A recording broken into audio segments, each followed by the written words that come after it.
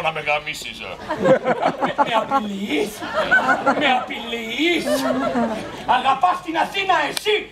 Εσύ που την έχεις κυλισμένη μες στην Ακρόπολη, μέσα σε κορακοφολιές, όλοι σε μια σπιθαμή γης, σε κορακοφολιές, σε λαγούμια και σε κιούπια.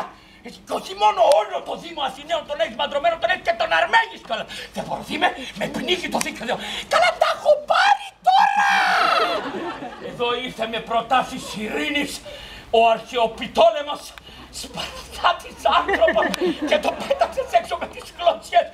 Να μου γαϊχαμούρι!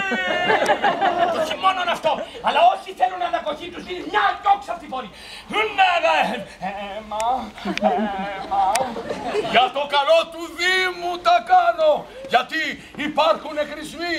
Εδώ τα έχω, στα λάπτοπ και στα iPad. Φωτιά έχουνε πάρει τα blogs. Και τι λένε οι χρησμοί. Τι λένε. Ρητορική ερώτηση. Δεν ξέρει. Λένε ξεκάθαρα, με bold γραμμένα, 18άρια, Αράιαλ. Λένε πως λίγο να αντέξει ακόμα ο Δήμος μαντρωμένος θα φτάσει να γίνει μέχρι και δικαστή στην Αρκαδία.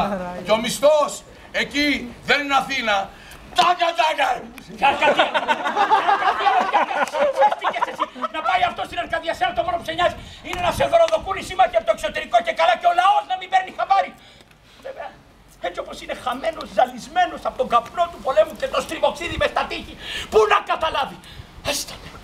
Έστωνε να βγει λίγο έξω στο φως και στον αέρα, να αναπνεύσει λίγο ειρήνη, να κάτσει κάτω από μια ελιά, να ξεθολώσει το μυαλό του και τότε να δεις πως θα ορμήξει πάνω σου και με την ψήφο του θα σε στείλει από εκεί που ήρθες.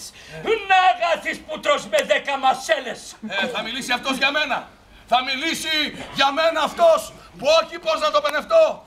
Έχω προσφέρει εγώ στο Δήμο περισσότερα και από το Θεμιστοκλή. Καλέ, θα με πνίξετε. Εγώ αυτούναμος. Εμούνανος. Εσούνανος. Βάζεις τα μούτρα σου δίπλα στο Θεμιστοκλή. Μα μιλάει.